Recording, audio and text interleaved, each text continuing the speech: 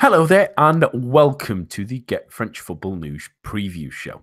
I'm Nathan Staples, and joining me this evening are Adam White and Samuel Rooke. After the love-in last night, it signals Awareness Day today, and what an apt description of Paris Saint-Germain. But before speaking about them and the rest of the European action, along with a look at the Ligue weekend ahead, here are the latest headlines. Paris Saint-Germain are in trouble in their Champions League quest after losing 3-1 against Real Madrid in the Santiago Bernabeu. Adrien Rabiot put the away side ahead, but a double from Cristiano Ronaldo and another from Marcelo makes it advantage Los Blancos ahead of the second leg in 3 weeks' time.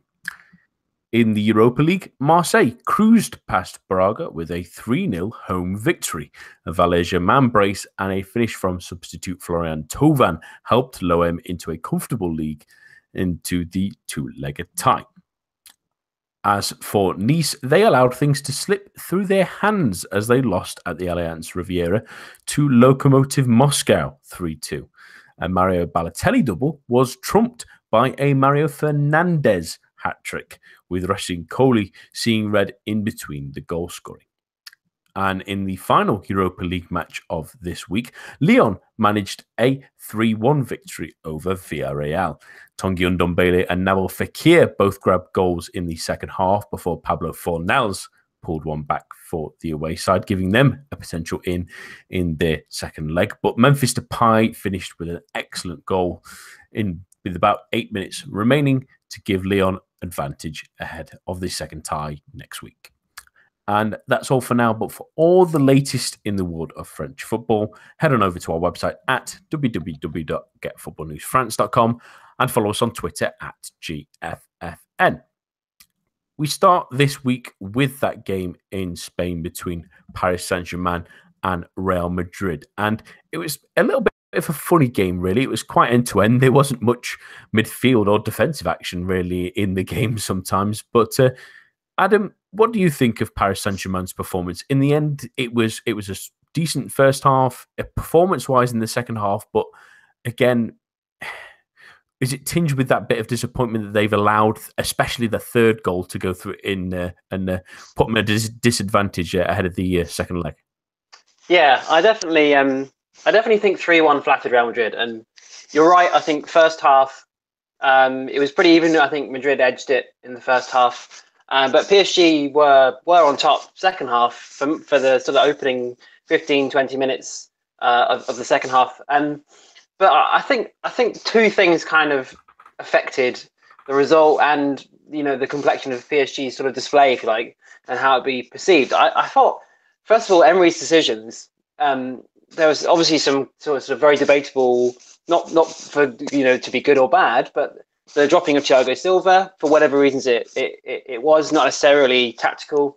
I think is a decision I support, but really odd timing.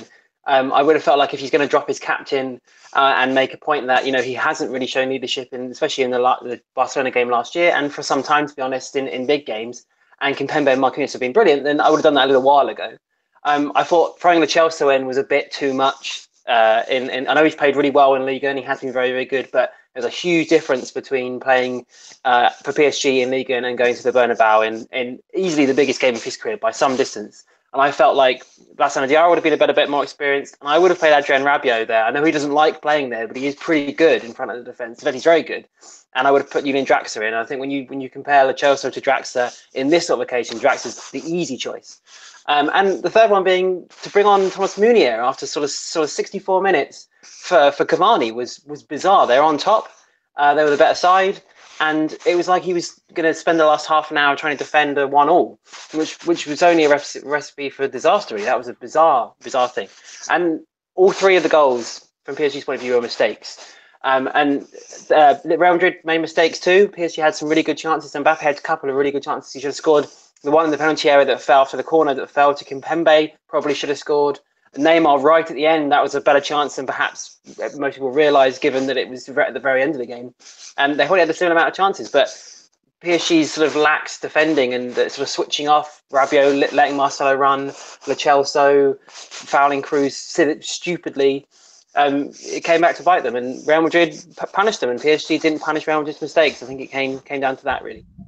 Yeah, absolutely. And I'll focus on Unai Emery first, really, Samuel. I think Adam made some great points. It seems strange. Many Ligue 1 viewers would say that Thiago Silva's maybe is slowly, or at least on the decline at the moment. But is his leadership something that they really missed, especially in a game of this gravitas, and also playing Lo Celso, who's inexperienced, maybe having those three, him, Rabiot, and Verratti in midfield. We spoke about it on Monday that would be an attacking option, but maybe too much of a risk against such a attacking side as well. And also that strange decision. I still can't believe that he decides to take Cavani off in the last sort of 20 minutes, going, oh, well, it's okay, we'll shore up the result by putting Meunier on, and have essentially what was, again, similar to what we saw at the weekend, no centralised striker. And they really, really struggled as soon as he came off the field as well.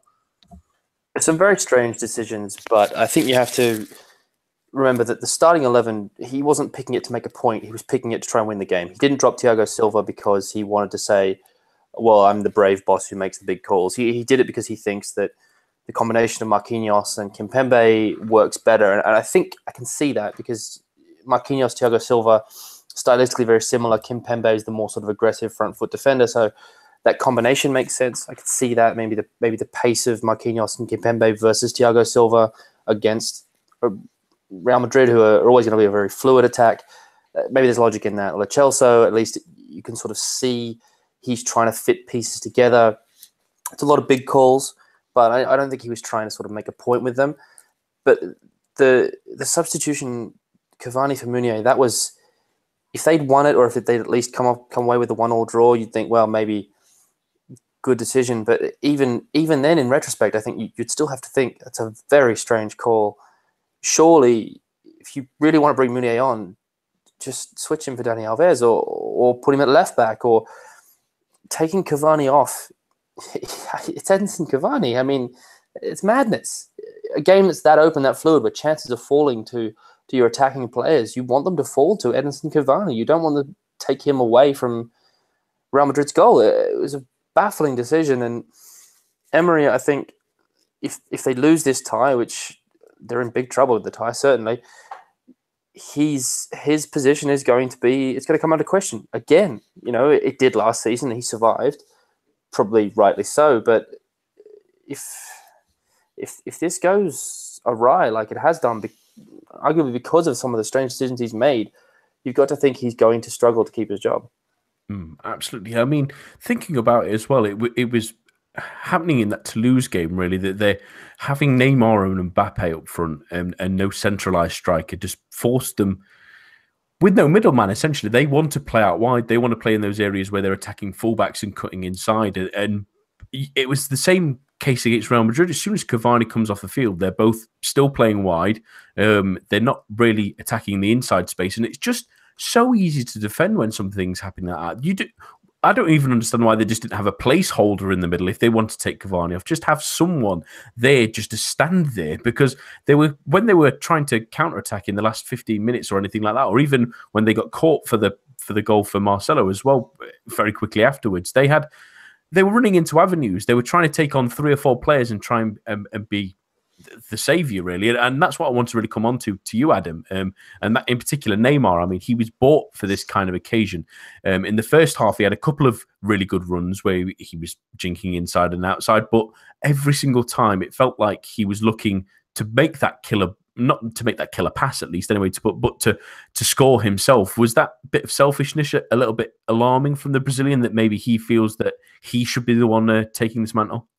Yeah. I think it was sort of more obvious than it has been in recent months. I think obviously in Ligue, he's going to get more chances, and he's going to, PSG going to win much more easily. So he can play the person who's going to get them the points and win them the games. And there was a couple of times when it felt like selfishness yesterday. There was one in particular where he got his way to the edge of the area, and Mbappe was screaming for the pass in so much space, And I think Neymar sort of goes to shoot and realizes the ball's run away from him, and then Mbappe's there, and he doesn't see him, which is unlikely, or just decides not to pass to him, even though he was in.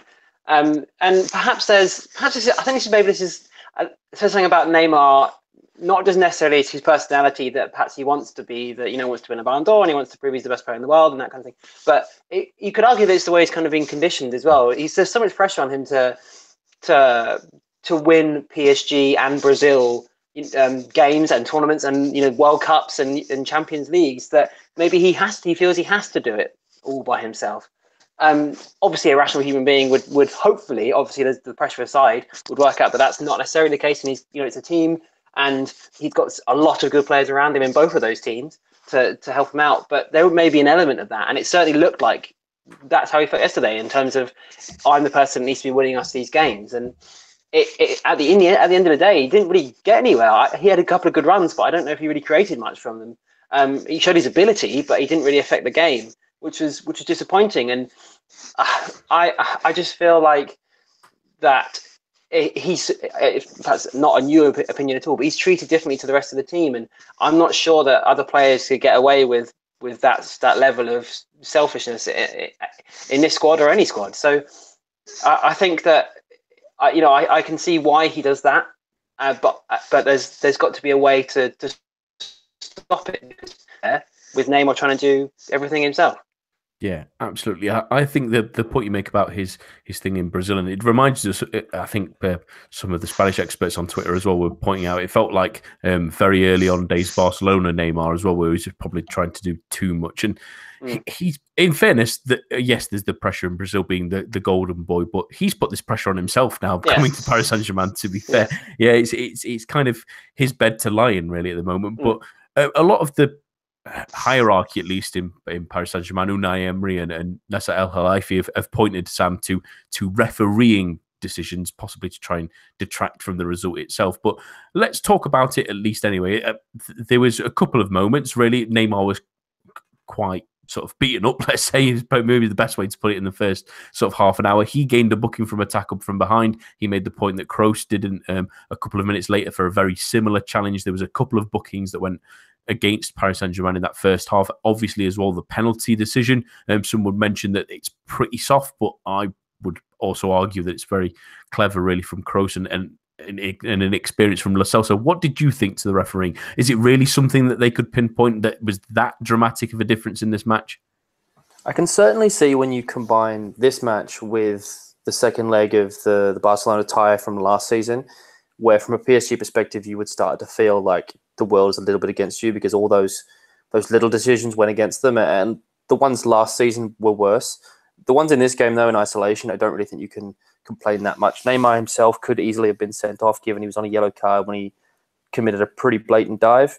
I mean, letter of the law, probably should have been sent off at that point. So I'm not sure PSG can really complain that much. They had some rough calls go against them, but not terrible ones. The referee was not out to get PSG. He was not out to push Real Madrid through, and it wasn't refereeing decisions that made PSG make silly mistakes. The silly mistakes would have cost PSG a good chance of going through, and that's not the referee, that's the players. Yeah, it felt much more like a sort of distraction tactic, didn't it? That they were sort of pointing towards the referees to try and maybe make up for their own shortcomings. But they get their chance to try and make up for this in 3 weeks' time, Adam. But what do you think to their chances, really, in this one? They obviously got the away goal, which is very important in any of these Champions League ties. But at 2-1, it felt like, okay, Real Madrid have won the game. That's fair enough. But conceding that third one, does that put the doubt in your mind that Real Madrid are bound to score, really, at the Parc des Princes? That would mean that PSG then need at least 3.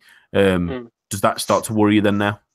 Yeah, definitely. I think I think they're out. I don't see it at all. I mean, I think Real Madrid will score. I think PSG are capable of scoring 3 goals. They were brilliant against Barcelona in their first leg, last season, beaten 4-0, and were superb. But it's a very, very different complexion on this second leg than that first leg. And Real Madrid know that they've got a buffer now. They've got a 2-goal buffer. They can sit in if they want to, and they can control the game, and they can use the pace that they've got in abundance to hurt PSG. And I think PSG are susceptible to those sort of those sort of counter attacks. I think the lack of defensive rigor PSG have showed in recent times, perhaps that's a product of lack of opportunities to test themselves in Ligue, lack of a genuine will to win for Paris Saint-Germain rather than just for an individual's career. That's a huge factor. I don't think they'll be able to deal with that type of attack with that level of ability and that quality. In a game like this, I just see them making too many mistakes, and Real Madrid scoring at least once. PSG might win the return leg, but I at 3-1, I just can't see them going through. Unfortunately, you're right. At 2-1, I felt like fair enough. It's the classic. 2-1 away. Well, you got the away goal. You can 1-0, 2-0 will take PSG through, but I just don't see it. And unfortunately, I think the damage has already been done. It's a shame, but like I said, I can't see them going through now. Yeah, it's that frustration of that third goal, especially. It just knocks the stuffing out of the game a little bit. And really, Rabiot made a really good point, obviously, in the mix zone afterwards. He said there's no point in beating Dijon 8-0 when you can't live up for these games. But in retrospect, really, of that, because it obviously does seem to sound like a slight on Ligue 1. But when you think back to all the big games they've had this season, they beat, yes, Bayern Munich, but they were in a terrible moment, really, in the Champions League. They lost to them in the other game against them. The big sides in Ligue 1, Marseille, they drew where they probably should have lost.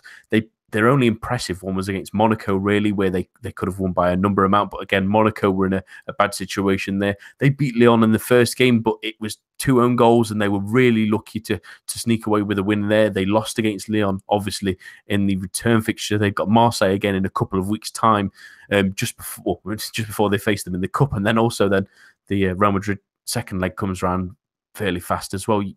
In all honesty, they've not really, other than that Monaco game, arguably, they've not turned up in any of these big games yet, in all honesty, and they should really look themselves in the mirror at that kind of thing, because they go on about how, well, Rabiot mentions how they beat Dijon 8-0, but before this, they struggled to beat Toulouse 1-0. They've lost to Strasbourg this season, the draw to Montpellier. There's plenty of games where they've only won by 1 goal, or they've maybe looked out a little bit more than they felt they have. I don't think they're as complete as they seem to think they are sometimes, and that has come back to bite them against a really good team in Real Madrid, who really, honestly, on another day, if they were in form, I don't think Real Madrid were that good, really. I think there's been a lot more teams in this first week of the Champions League that have been a lot better than that Real Madrid team have played. And if any of those, Liverpool, Manchester City both played very well. I think if any of those have played Real Madrid in that same scenario, they might have taken the win. So Paris Saint-Germain really need to have a good, long, hard look in the mirror with them. They've got plenty of time to think about that result, at least anyway. Someone who did get a positive result, Sam, and that's in the Europa League this evening, and that's Marseille. A really good win, 3-0 home victory against the Braga side. They've been pretty decent in Portugal this season, behind the pretty terrific top 3, really. But Valentin Brace, Florian Thauvin came off the bench as well and scored, which is good because they managed to give him a nice rest as well, ahead of tough games ahead, and obviously a second leg next week as well. A great win, especially at home. You just don't want to concede, and getting a big lead gives them a massive advantage ahead of the next leg. Yeah, I mean, this is a huge result for Marseille, and it's also a huge performance. I mean, you can just remember some of the games we watched them play in the group stage. They were so dire in some of those group games. This was so much better, so much brighter. This team has just developed so much since the start of the season, and I think we're all very critical, I know I was, of them and how poor they were to start the season. And we probably should have given them more credit, given they were putting together a lot of new pieces. Those new pieces are all really sort of in place now, and that was a really good performance. And, you mentioned that Thauvin didn't even start. Matroglu's injured. Obviously, he's not contributed a lot, but still he wasn't available. Germain was there, who's not had the best of seasons. And they were still very good. They were very bright, and Payet was sort of running the show. He got a nice assist to start the game, and it was just a very, very strong, very impressive Marseille performance, and you've got to say they're all but through now. It's an excellent result, and this team has come so far, and they really deserve to be where they are, both in Europe and in Ligue 1. Absolutely. And I mean, when you look at it as well, they've rested Morgan Sanson in this game. They managed to have Jordan Amavi back as well, which is great to see as well. They played Johan Pele in goal. It gave them a chance to sort of rest a few players and give them little bit of a chance. I mean, they managed to obviously brought Malvi back, but they brought him off after 60 minutes. They gave Payet a rest as well after 75 minutes as well. It's just a nice, solid performance that we didn't see in the Europa League, and an opportunity that they think that they're definitely going through now. Really, it's hard to see Braga scoring 4 at home and Marseille not grabbing at least 1. Really, so it's a great chance for them to just sneak really away into the next round without having to put the effort in that we thought they might have to in a worry that that really adding that Champions League place, a 4th Champions League place to a French team would be absolutely fantastic if they can get it, because obviously it's an extra bonus for them. But it's disappointment again, really, for a Nice team, Adam, that allowed it to slip out of their hands. Really, Mario Balotelli scored a double. It was outdone by Mario Fernandes hat-trick in the end, and a red card for Racing. Coley sees them really up against it. I mean, 3 away goals is going to make it extremely tough unless they get a really good, solid result, and a very specific result almost in Moscow. And then there's also having the trip to Russia as well, which will take it out of them. Do you think that that's probably their opportunity gone for Nice really now? I mean, they're middled in a battle kind of for 5th at the moment in Ligue 1, but is it really a battle to try and get into Europa League place that they're already in, and they look like they're going out? Yeah, they do. They do look like they're going. It's a shame. I mean, first of all, it's a surprise because Lokomotiv Moscow are not necessarily the strongest of Russian sides, and it's a bit of a cliche, but Russian sides traditionally, or even Eastern European teams, are traditionally very, very good at home and very poor away from home. So to lose the first leg at home with 3 away goals is a real blow, and it's such a huge disappointment because the Europa League is a huge drain on those sides that aren't PSG and Monaco, perhaps. In Ligue, because they've got so many young players who aren't used to playing every 3-4 days, and to get through the group stage, if you take it seriously, which Nice did more than they did last year in this competition, to get through the group stage is a big effort, and it's a shame to let it slip this soon in a very winnable tie. You get a decent result in the next leg, in the next round. Sorry, a decent draw. You're in the quarterfinals, and there's a chance. And so to lose this game will be sickening for Nice. And you look at Lokomotiv Moscow team, and there aren't really anybody that stands out. They would have really fancied themselves, and it's a real shame. But hope there's still hope. It's clearly a very open tie, and I wouldn't back against them in the second leg necessarily. So there's still some hope, but it's going to be tough, and it's a big disappointment if they do go out. Yeah, absolutely. I feel a little bit sorry for Balotelli now, really.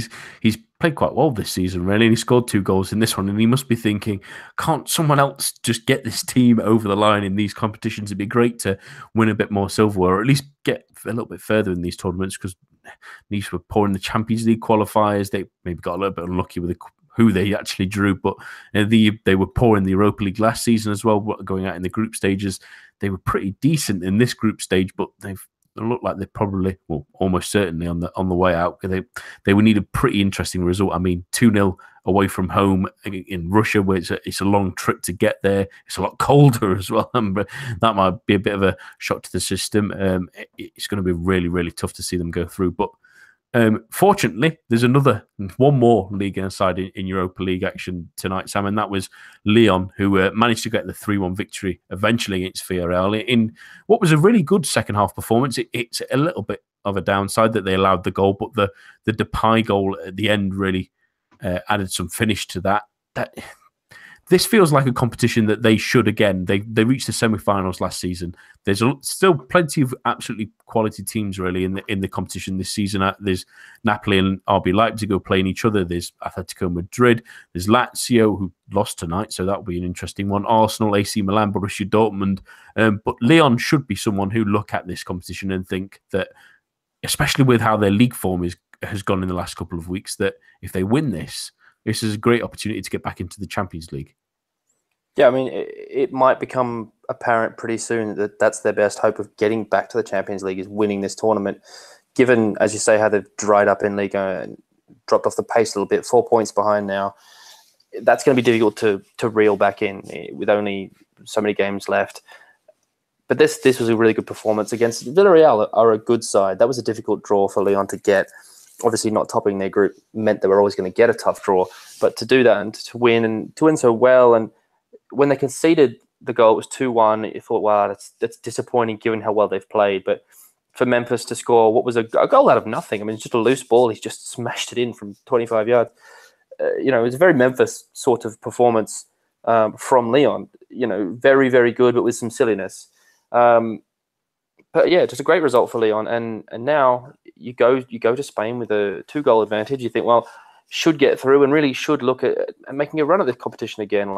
Last season, disappointing to lose to Ajax in the semi-finals. They probably could easily have won that semi-final, and then the final against United, well, you never know.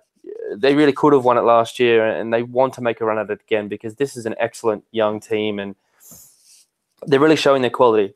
That was them. These games we've seen in Ligue in the last few weeks, that hasn't been this team. This tonight, that was Leon again. Absolutely, and you mentioned a Memphis performance from them. It was a really Memphis night, really, when he came on. He did that about a minute in, didn't he? He did that absolutely magnificent control with sort of both of his feet behind his back. Did a lovely little bit of skill, and then another piece of skill that have got him away from everyone, and everyone's thinking, "Oh, wonderful stuff!" And then he tries to do the sort of Rabona cross into the box that goes absolutely nowhere. It's an awful cross.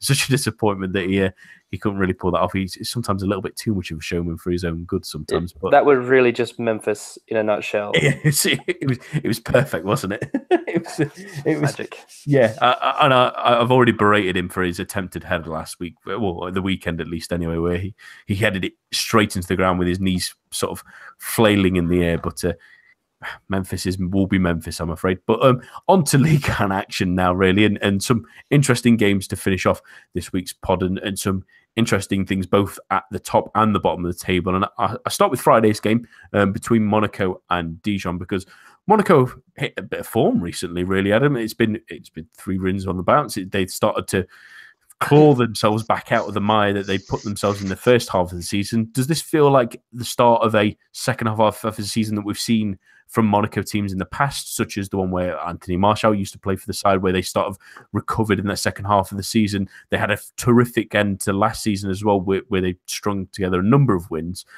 Is this maybe them finding their feet and gelling as a side again? Yeah, I think that's a really good point. I think it could very much be the case. They are a club that have experienced, not just this summer, which obviously we talked about a lot, but since Jardim took over and since sort of Vadim Vasiliev and Dmitry Ryboliev have sort of started on this kind of youth development and buying players and selling them on kind of model for the club. They have taken a little while to get going, and even in their title-winning season last year, the first sort of third of the season was, although exciting, the results weren't as good as the rest of the season. I remember them getting bashed at Nice 4-0, and there are a few sort of poor results in there because it's a little bit underestimated sometimes, but it takes sort of a while for what is a group of young players at the beginning of every season, slightly different to the year before, for them to sort of gel and to find some cohesion. And that's been the case this year. Yuri Tielemans has got a run in the team he's played 3 of the last 4 games, and he's a good example of a player who's very talented, very young, not used to this team, and it's going to take a while to sort of settle in. And that's kind of been the case every year. Obviously, last year was that's turned up to 11, but it makes sense for Monaco to sort of follow this course over the course of various seasons.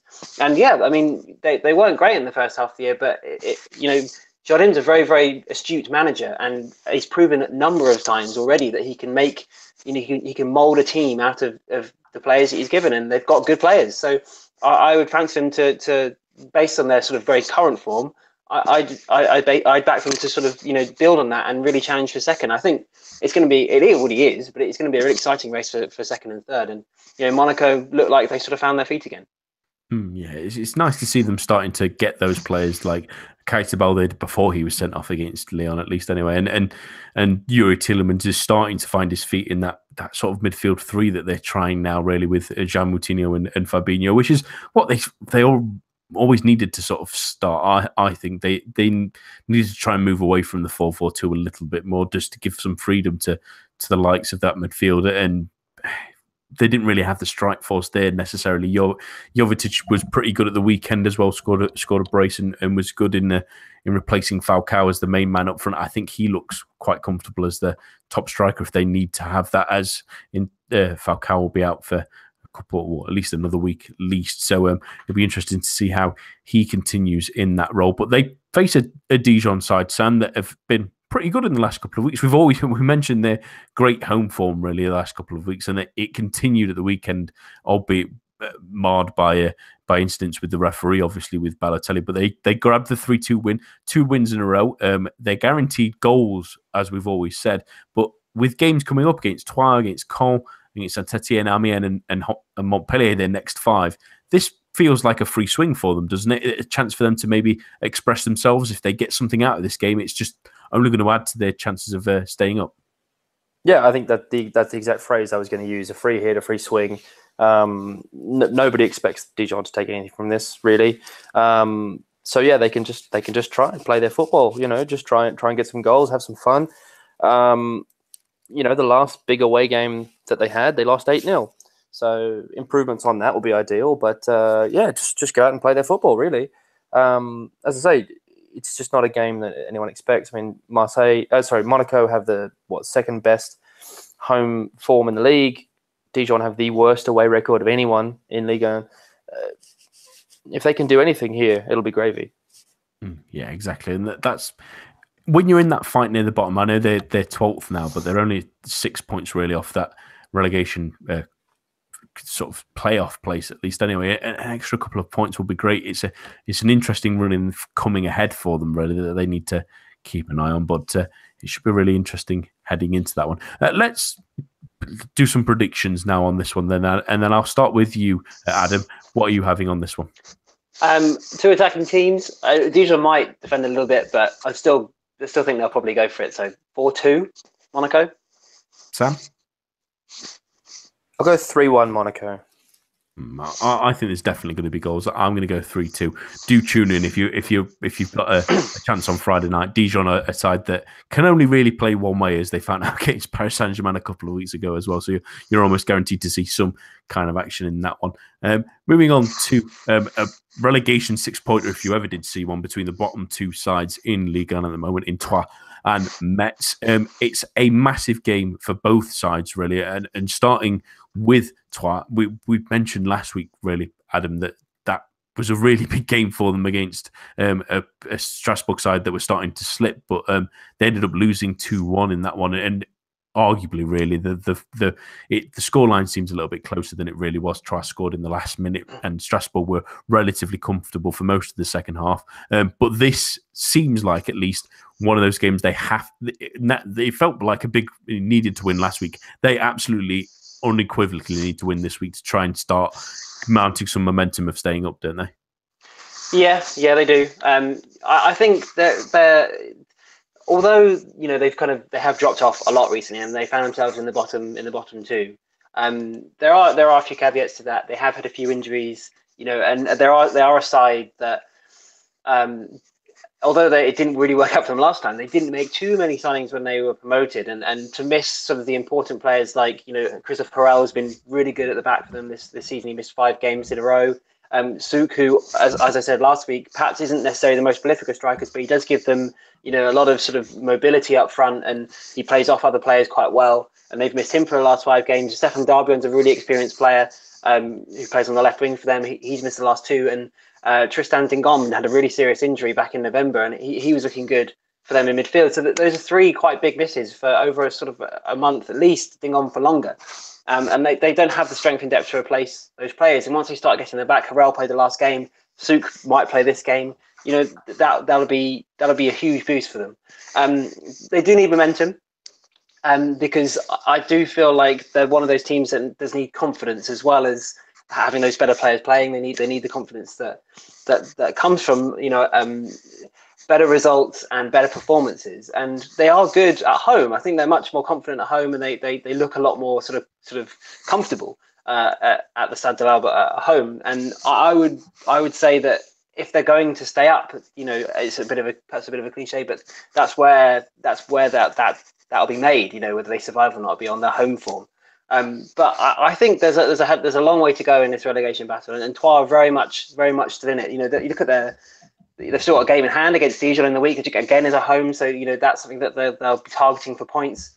They're only a point behind. They've got 24 points. Angers and on 25, Lille 26, Toulouse 26. So there's a real group of teams there, and there's another group on 30, 30, 31, 31 of Saint-Etienne, Strasbourg, Dijon, Caen. So there is a lot to play for, and although Troyes found themselves at the bottom of that sort of mini league at the moment, they've got the ability when everyone's fit to get themselves out of it. So I don't think they'll be too desperate just yet, but losing to Metz would be a huge downer, and it sort of sends them on it sort of really does accelerate their downward trajectory, doesn't it? But there's still a long way to go, and I think they've got the players to get themselves out.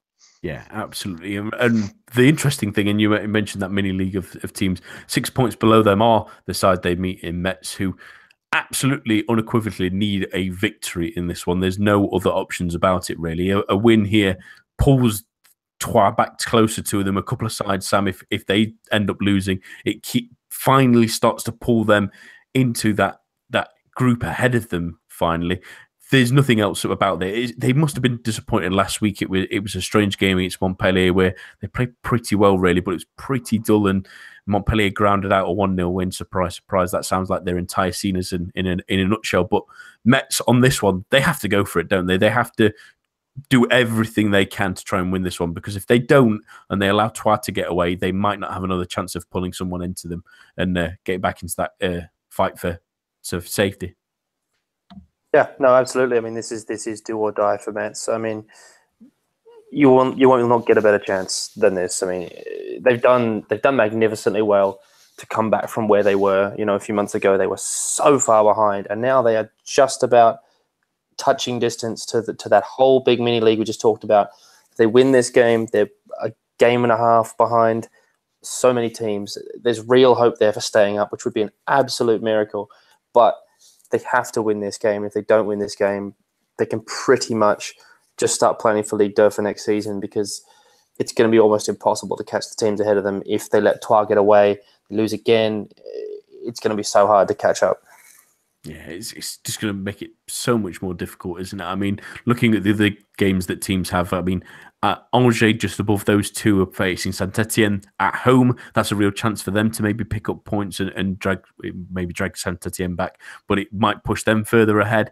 Amiens have got Toulouse again, two sides that are fighting trouble again on 25 and 26 points. A win for either of those sort of pulls them away, or even a draw won't be great for Metz side if they lose. It feels like you hit the nail on the head, Sam. Do or die for Metz. If they lose this one, it looks like relegation is all but a certainty. That still, we thought that might be the case in that they would already be Connors, really, but they're hanging on there. But this is their last chance, really. So with that in mind, Sam, what's your prediction? I'm gonna say 1-0 Metz. The miracle continues. Adam? I'm going to go 1-1. I'm going to go 2-0 Metz. I really don't fancy Troyes at the moment. I think they've really fallen off a cliff recently, and they might be real contenders for relegation. And this is the perfect chance for Metz. They need this win.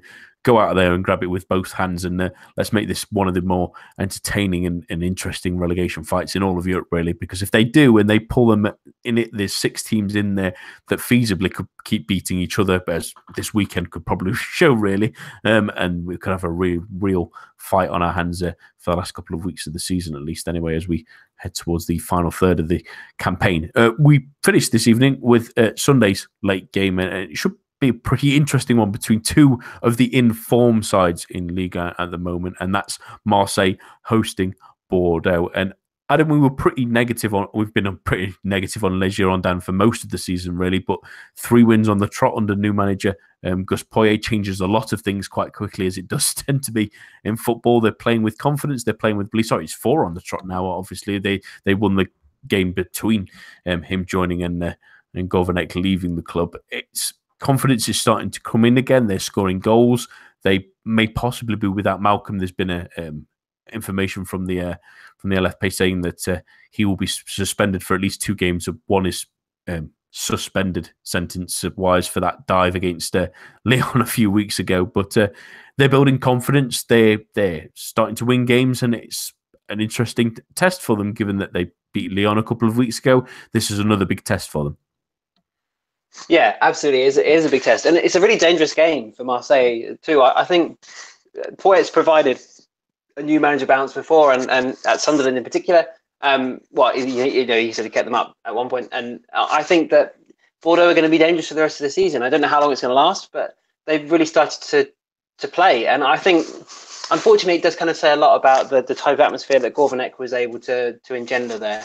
It does feel like, for whatever reason, he allowed the squad to get very cliquey, and perhaps they weren't as disciplined as he would like. He's not the type of player the type of manager who's going to kind of, sort of be the disciplinarian and be the person that's going to really drill his players and really have them sort of fearing for their place in the team. He's much more of a coach, much more perhaps of a, he sort of builds players up rather than perhaps gets into them when they need to be. And Poyet's a little bit more aggressive, he's got a little bit more sort of fire in his eyes, isn't he? And I think that's really helped this squad to sort of increase their intensity. They've played with a lot more intensity in recent he sort of added a lot more hunger to them. They just look more willing and more capable of sort of providing that sort of intensity that they need. I think one thing I'm really impressed with is that he's kind of stuck with the same team, which seemed a bit odd at the time, but Paul Bass hasn't got back in the side, and Jules Koundé is only 19, playing at centre back ahead of him. He's been really good. A bit of a fine for Bordeaux. Hasn't really played at all. He's played a few cut games come out, but he started the last 7 games and he's been really, really good. So, if you're playing well, you're going to be in this team, and I think they look like they're playing for their places, which is great. Martin Braithwaite's a really good addition. He scores goals in this league. Whether he's playing on the left or he's playing up front, he'll be an asset for them going forward. And Salihu Mate is a really interesting signing. He was great at Zolta Varagam last season, and where he was with Lucas Laraga as well. So there's an understanding there. So there's a lot. They've got a lot going for them all of a sudden. And given how tight the league is, then I wouldn't rule out Europe for next season. I think that would be a disaster if they did get into Europe. But it's at least its name at least. So I'm impressed with the kind of style that Poyet's managed to instill in his team, and it's a dangerous one for Marseille. Yeah, but admittedly, Poyet comes against his certainly biggest test, because Marseille, Sam, are unbeaten in 11 in all competitions. They've won 9 of those games, really. The draw against Saint-Etienne last week being the disappointing one, really, where they maybe switched off and went out of the gears, really, to where they could have maybe killed that game off when it was a 2-1 especially. They just seem to settle in and allow Saint-Etienne back into the game and nick a draw, really, in that one. And they still could have won it if Mitroglou had his shooting boots on ever. But it's an interesting one for them, given that they're still fighting for that second place, which is the automatic Champions League place. They're still scrapping with Monaco. Every point counts, but this is potentially a real trap game, and especially with the Europa League still coming up, recovering from that game this evening as well, and with Paris Saint-Germain also on the horizon next weekend as well, and then a quarter-final against Paris Saint-Germain ahead of that as well. This feels like one of those games that could be a real banana skin. Yeah, this is a very big game, but it comes in the middle of a lot of other very big games, and that's the difficult part. You look at Bordeaux on paper and you think, well, Marseille should be able to deal with them, but as we've discussed sort of at length here already, Bordeaux are one of the form teams in the league. I think in terms of form, it's PSG, Marseille, and Bordeaux are the top 3.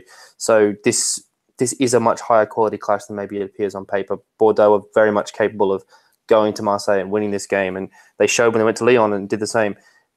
They're not messing about. Bordeaux are capable of upsetting Marseille here.